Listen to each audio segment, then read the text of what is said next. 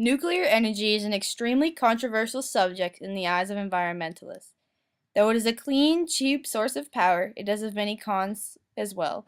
The process of disposing of radioactive waste is where most of the problems surface, which causes many environmental issues.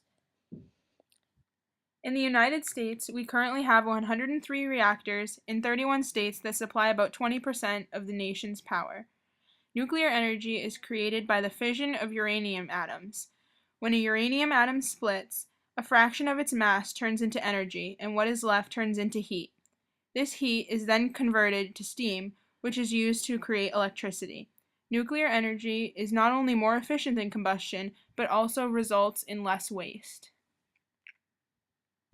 In this documentary, an overview about the catastrophic events and history of nuclear power use will be discussed, revealing both the pros and the cons of nuclear power.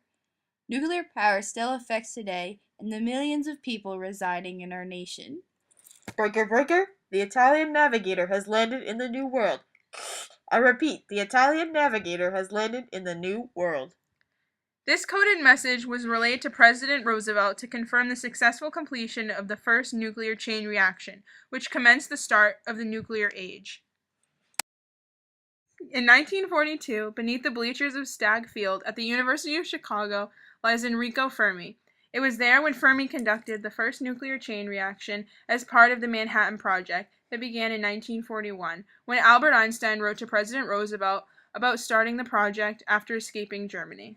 By July 16, 1945, the first bomb assembled by Oppenheimer was finally ready to be tested in the New Mexican desert bombing site named Trinity. The name Trinity was actually code for the first detonation of a nuclear weapon. This detonation marked the end of the Manhattan Project headed by the United States Army. Trinity yielded 20 kilotons of TNT, marking the beginning of the atomic age. As World War II was in full swing, the United States began to fear of being attacked with an air fleet or bombs just like the attack on Pearl Harbor in 1941. It was August 6, 1945 when the United States made not only a mark in the history books, but also on a nation itself. 2 bombs dropped on the sky on August 6. Little Boy was dropped on the city of Hiroshima, Japan, and on August 9th, Fat Man was dropped on Nagasaki, Japan. This marked the first and only use of nuclear weapons during a war. For those being under the bomb, it was a horrifying experience, which they still share with great fear.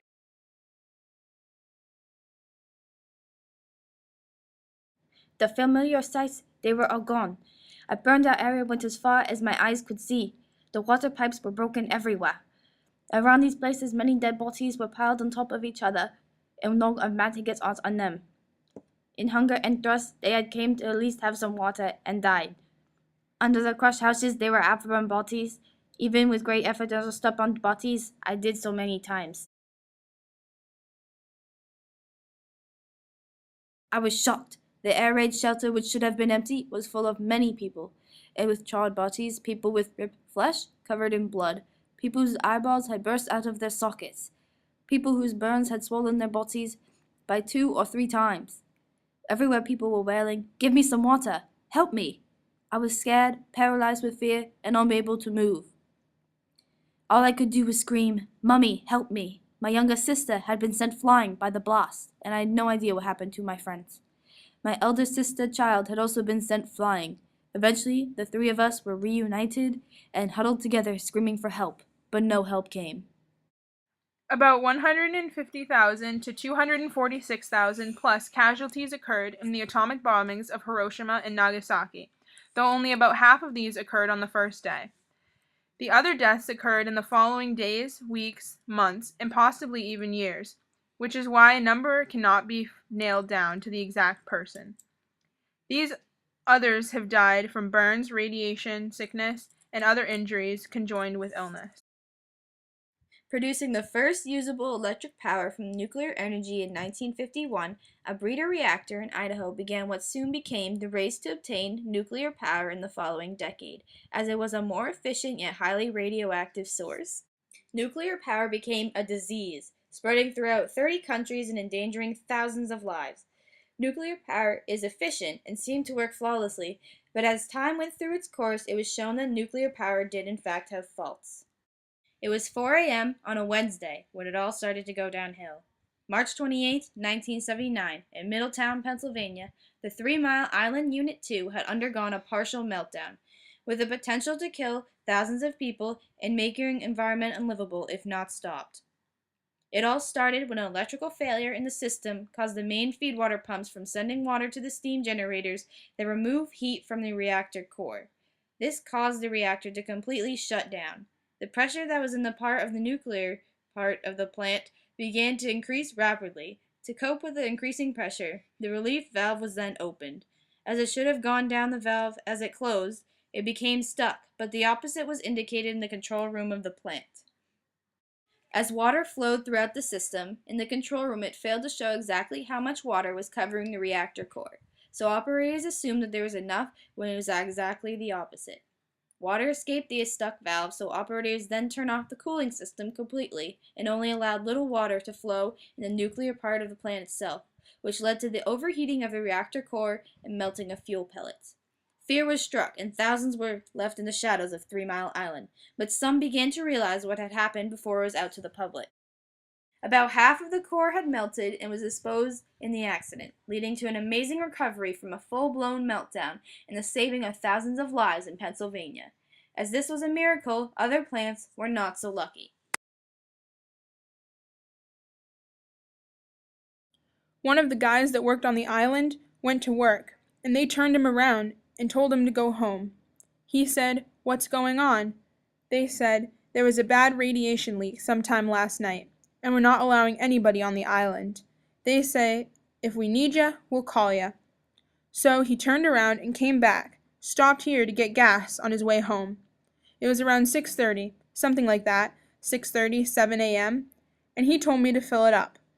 It was during the gas shortage, and we didn't have any regular gas. And I said, "I can't." He says, "Why not?" I said, "I'm out."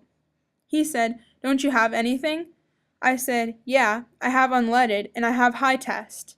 He says, "Put it in." I said, "I can't.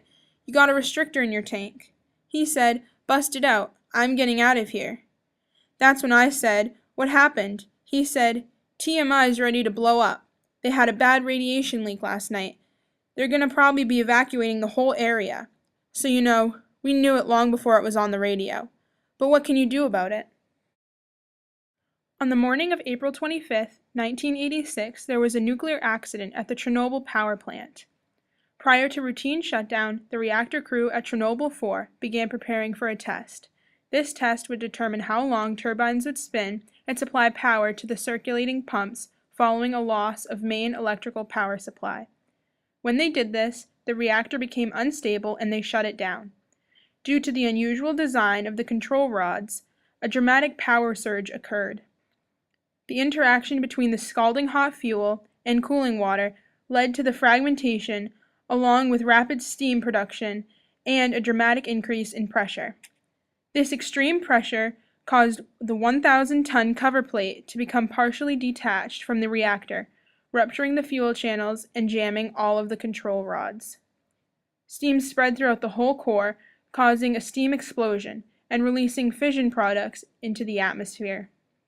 A couple of seconds later, a second explosion, due to the production of hydrogen from zirconium steam reactions, threw out more fragments from the fuel channels and hot graphite. Steam explosions and fires released at least 5% of the radioactive reactor core. 2 workers died on the night of the accident, and 28 more people died within a few weeks due to acute radioactive syndrome. The main reason for the nuclear meltdown in Reactor 4 at Chernobyl was due to a flawed reactor design and inadequately trained personnel.